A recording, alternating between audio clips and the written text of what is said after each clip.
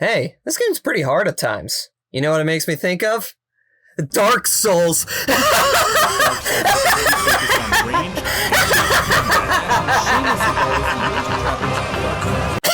It's been a while since I've been in the YouTube space, but I've never forgotten the videos I made before. I certainly never forgot my most successful one, a review of the timed Switch exclusive Daemon X Machina. I liked it. In that video's title, I referred to the game as the overlooked successor to Armored Core. Though the fact of the matter is, I've never played the games it was meant to be a spiritual successor to. To rectify this, I've recently begun playing through the mainline PS1 and PS2 games for a video that was meant to be my big YouTube comeback, the actual release of it TBD, but it would seem kind of random to want to start getting into the series now, if not for the fact that everybody knows my main motivator already. Armored Core 6 is a mech action game released on August 25th, 2023, and is the newest title by the incredibly esteemed studio From Software, a company that has considerable influence on the controller market with how many have been shattered to pieces by their now iconic Souls-like games. It was a surprise to many that, off the heels of Elden Ring, one of the most iconic game releases in history, that the team would be returning to the series that helped them first establish roots in the industry, the grandfather of mech action games,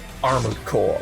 Fast forward to today, where tons of people who have never played a mech action game before are picking it up, many of whom drawing obvious parallels to Dark Souls and other modern From Software ventures, and generally having their horizons expanded to an awesome and underappreciated set of games in the medium we all know and love. You might be wondering then, how does this newest entry do with carrying the torch of one of the most iconic cult classic game franchises ever to exist? That's what I, a man only slightly more knowledgeable than the average consumer in this niche genre, am here to discuss. So without further ado...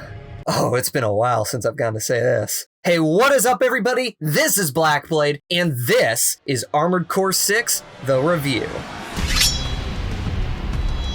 Welcome my friends to the 9th generation. Since I last made videos, I've upgraded to a new TV, which has, among other things, a 120Hz refresh rate, giving me the full opportunity to appreciate this game's squeaky clean animation. As with every aspect of this game, the focal point is on the armored cores themselves, all of which have very crisp animations that gives them a sense of finesse as they dash across the battlefield, boosting through connectors like a speed demon. Additionally, the extensive amount of detail poured into the model work is truly phenomenal, with every unique piece of equipment alongside the different decals and shaders you give them handcrafted to near perfection. So often I found myself just wanting to take a moment to view my AC amidst all the chaos of battle, which was kinda hard to do because of the big-ass target reticle taking up the center screen at all times. With how combat works in this game, it's no surprise they had to have such major user interface elements, but the fact that they remain omnipresent is incredibly distracting from the visuals. It's not so much immersion breaking as it helps you properly establish yourself as being in the driver's seat of this heavily armed mech, but they absolutely could stand to have it fade out between combat encounters or firing the weapons, allowing a bit of clarity to view the armored cores in the different environments and lighting. Speaking of, how about those environments? From Software are masters of environmental storytelling, and while perhaps not on as full display here as other recent projects of theirs, compared to Armored Core games of the past and even the relatively newer competitor Daemon X Machina, the areas you travel through in this game look stunning. The backgrounds reveal the centuries of turmoil and war-torn decay that Rubicon has suffered through, with striking usage of color and an intense, ever-imposing atmosphere. Then there's the number of times you're faced with navigating rusty, vacant infrastructure that captures the tragedy that befell the native denizens of this planet long ago. It's all masterfully done, however I did notice while going back through old footage and clips how many of these environments and areas are reused in later levels. It wasn't super apparent while playing because I was busy blowing things to Kingdom Come. Blowing them up. However, it definitely adds to the feeling I noticed after finishing this game that some sorties just kinda blended together in my brain and lost that sense of uniqueness between them. Lastly, let's talk about them particles. While electric, laser, and plasma effects all look good, especially the electric ones that do an effective job standing out with the rest of the art style, the explosions and fire are something else entirely. That is to say, I generally found myself using a lot of grenade and rocket launchers throughout my playthrough because the responsive feel provided by such massive reactions was extremely satisfying and backed up the high damage numbers they tended to coincide with quite well. Speaking of damage numbers, loadouts, and all that jazz, this wraps up all I have to say about the graphic design, so let's move forward to... If I've learned one thing in my limited experience with the Armored Core series and its spiritual successors, it's that the most important part of the games is the level of customization options you get for building your mech to your liking. I'm pleased to say that is as much the case here as it ever was before, as there are an absurd amount of options. In Daemon X Machina, I settled into a single loadout pretty early on that I was satisfied with for the rest of the game. 2 SMGs, a katana, a flamethrower, and 2 laser cannons that go But by the end of my playthrough for this game, I had 4, and even then had to turn down several awesome weapons and never got to mess around with a reverse joint build. What's that? What's a reverse joint build? Well, one of the main things to distinguish different armored cores from one another is the leg part types. You have the standard bipedal legs, which I used for balanced builds or for more mobile scouting ones, but you also have 3 others, such as the tank treads that keep you more grounded, but offer support to let you fire heavy artillery weapons without having to stop moving, and also let you drift. Then there's the tetrapod legs that have the added functionality of letting you hover in the air for long periods, which I found pairs well with long-ranged weapons like laser rifles. There are a lot of factors to weigh when making your build, such as, well, weight, as well as energy output, armor points, booster thrust, lock-on range, and so much more. It makes the building of loadouts fairly involved beyond just picking what looks the coolest and what guns make the biggest boom. This is what you'll be playing this game for, through and through, though it's hardly the only positive in the gameplay department. The armored cores are also very responsive and fluid to control, with the reflexive boosting and juggling of different weapons feeling smooth as butter. As for the scenarios you'll be using them in, the level design and objective variety is acceptably solid, with a plethora of different backdrops and forms of cover to consider in switching up your approach in delivering unabashed carnage. All in all, this makes for a fun, satisfying gameplay loop that is only held back by one thing: the difficulty. So far, the most contentious point of online discussion for this game from what I've seen is whether or not it provides an appropriately challenging experience, with some saying it's far too easy, and some calling it absurdly hard. Now, part of that I feel stems from how big a difference it makes what type of build you go with, and whether or not you build it effectively. The AI in this game is pretty well tuned, being fairly exploitable with the right combinations, but super capable of racking up heavy damage on you if you're not careful. All of this, I don't think is an issue. The real struggle with difficulty in this game is its inconsistency, something that is admittedly present in most modern From Software games. Oh no! I criticized the difficulty in Elden Ring and other Souls-like games. Guess I gotta revoke my Reddit karma now. All 139 points of it. See, I've noticed in every post-2019 game by From Software, a pattern has emerged of sudden spikes in difficulty presented by certain set pieces or encounters. This is not to say Armored Core 6 is like Elden Ring or Sekiro or anything along those lines, so much as it's a universal flaw in the studio's approach to constructing a level of challenge in their games, and frankly their other games have a bit of an advantage. Using Elden Ring as the most recent and popular example, there are some complete and utter BS fights that you can come across early in the game and in my case be stuck on for 3 hours or longer. However, the reason why this game can have something like Margit the Fell Piss Stain and not feel like it's overbearing is because the game is so immensely open with what the player can do or where they can go that it doesn't really matter. If you don't want to beat your head against a brick wall until the wall gives, then just don't do that right now and find something else to make progress in. Now let's go back to Armored Core 6, because in case you forgot, that's the game I'm supposed to be reviewing right now. At points, you'll encounter really difficult fights, like the earliest major roadblock of Balteus, or this stupid Bud Light chugging goat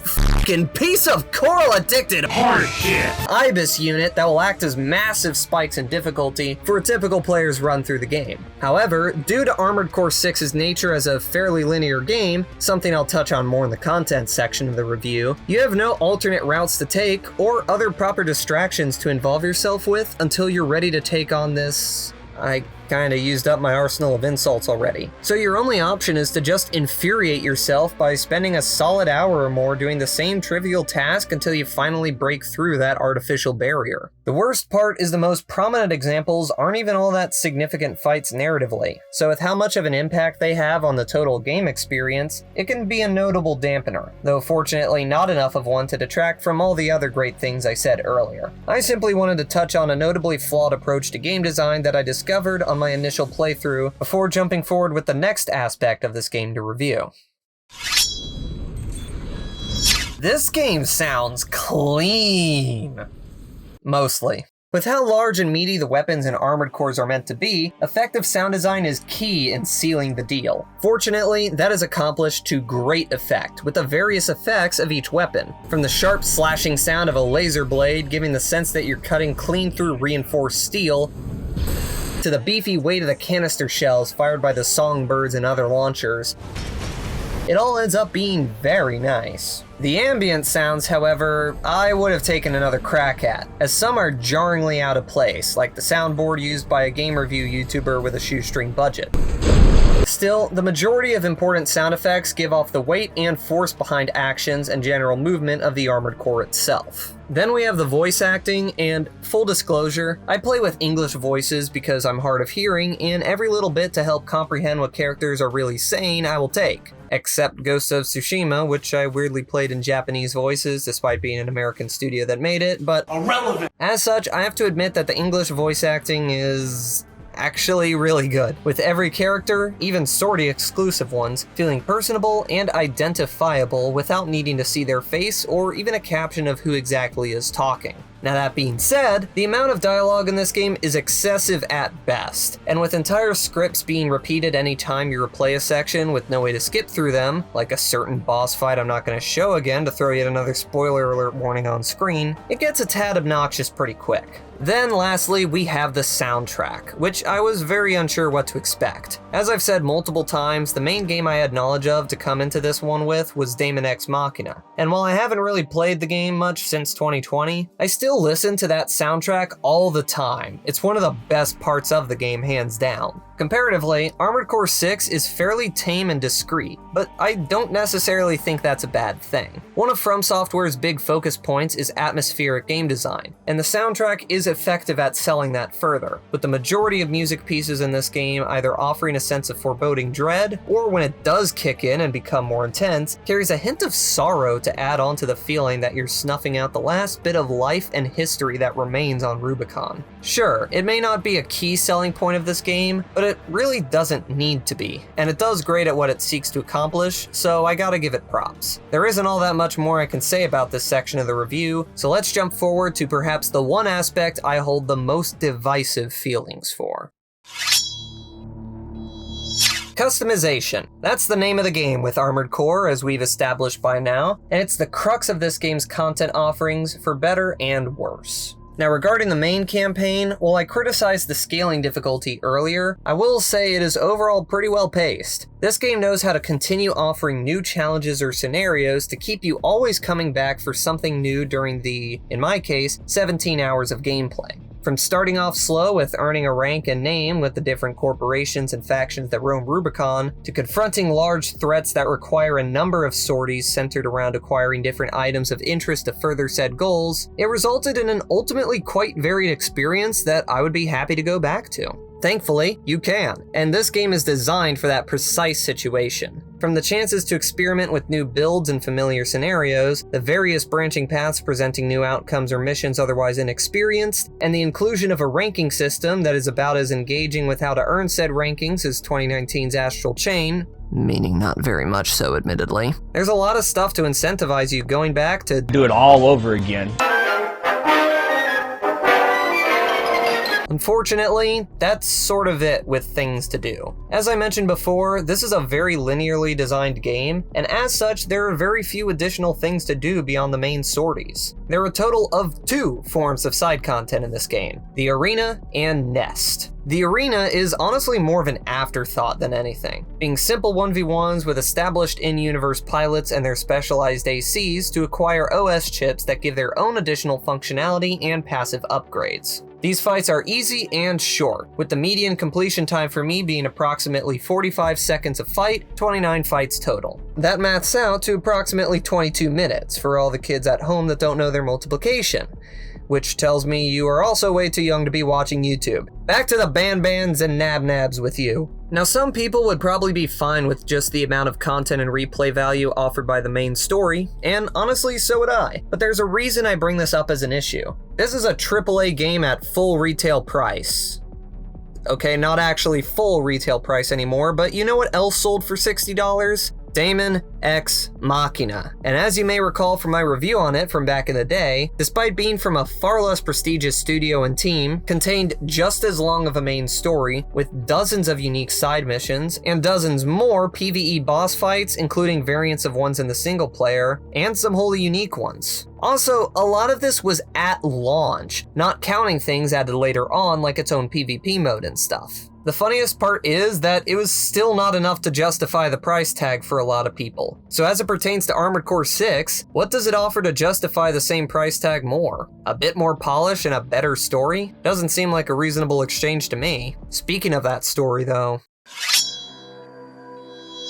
I'm gonna be honest, I did not expect going into this game for the story to be my favorite aspect, or even for it to be all that good, but damn if I wasn't blindsided by some emotionally wrenching moments. In Armored Core 6, you play as a mercenary working with a man named Walter to acquire a better life for themselves in exchange for serving some secretive mission or goal from his handler and associates. It's a very simple, very effective premise, and leaves the complexity to elements like the characters and environmental storytelling. The setting of this game, the planet Rubicon, has a tragic past, one worsened by the existence of greedy corporations managed by a number of distinct characters that have their own plainly laid out motivations and personality traits. Whether we're talking about G1 Michigan, V2 Snail, Cinder Carla, or the countless other agents you encounter on your journey, the characterization is super consistent and will elicit strong feelings towards each of them. But then there's Air, the disembodied voice that your character, who acquires the call sign Raven, begins communicating with fairly early into the game. This is the thing that sells the story for me, as her insight and motivations break through the purveying themes of greed and lust for power, which has caused prolonged war and suffering for centuries, and provide a deeper connection with the inherently human desire we have for belonging and companionship. It's because of Air that I became far more deeply connected with the plot as a whole, and for that to be accomplished with no more than one's voice, that takes talent. Now, the story isn't perfect. Because of your start as a nameless merc and the fact that all sorties are made to be story significant, there are a number of sequences, minor and major alike, that feel wholly unnecessary to the central plot and are more of an excuse to provide a chance to shoot things. Which, I like shooting things. I like blowing things up. I like slicing things into pieces. I even like this dog. But I do not like taking up important time with mindless distractions, which is why I should probably get back on track now. The best part of this story in my eyes is the branching paths, and related to them, the multiple endings. Now, as this is a review of a brand new game, I don't want to go into spoiler territory, even with a warning tag or anything. What I will disclose is that in its last moments, this game does what any game having multiple endings should do, and that's pose the player with a choice that has no clear right answer. I practically had to write out my reasons for choosing which course to take at the end of the game, and while I do feel I made the right choice for me, it was far from an easy one to make. Because of this, and the ensuing climax and aftermath, I am pleasantly surprised to now include Armored Core 6 in the fairly small percentage of games I've beaten that managed to make me cry. I made a lot of comparisons between this game and Daemon X Machina in this video as a more efficient way for me to get across what I feel makes this game work, and while there have been a couple things I saw that game doing just as good or even better than this one, Armored Core 6 is undoubtedly the superior game in this department, and it's not even close. That said, let's see where the game lines up overall. With Armored Core 6, the king of mech action is back and with a vengeance. While I would have liked a lot more offerings of things to do to justify the $60 price tag, the phenomenal customization and gripping story sealed it for me as a worthwhile addition to From Software's catalog, sealing their place as one of the top dogs of the modern gaming industry. Here are my individual scores for each aspect, bringing the overall score to a flat 8 out of 10. Ironically, the exact same overall score as Daemon X Machina, but seeing as it's more evenly distributed between each aspect here, I would consider Armored Core 6 on paper to be the superior game. My reviews are far more focused on critical analysis for the sake of myself and other aspiring developers to learn from, but regardless, I'm still going to put out a recommendation to all fans of From Software games, other general action games, and anyone else willing to give it a try. Though if you aren't fully sold, I would wait until it goes down to $30 or less. I would also tell fans of previous Armored Core titles to give it a go, but let's be honest. If that describes you, then you've already bought this game, and now's your chance to add that perspective to the discussion in the comments below because this video is finally over. Thank you so much everyone for watching. I'll admit I forgot how much fun these can be to make, but my plan is to do more now that I'm moving forward with other areas of my life and can treat this like the hobby it was always supposed to be, rather than anything more involved or requiring a hefty commitment. Still, it's good to be back, and if you're interested in seeing what future endeavors I have in mind, then you know the drill. Slice that like button in half, subscribe to my channel if you are new, contribute to the discussion of this game and video in the comments section, and do so respectfully, even if someone says something stupid. We all can be stupid at times, but that's no reason to start a flame war. So if you feel the urge to respond to a half-baked take you see from someone else, politely encourage them to elaborate so the discourse can be more thoughtful and engaging, regardless of who's right or wrong. After all, the only person who's truly right is me, and only I have the correct opinion. I am God reincarnate! Where was I? Right, sorry. Once again, hope you all enjoyed, and I'll see you all next time. Goodbye.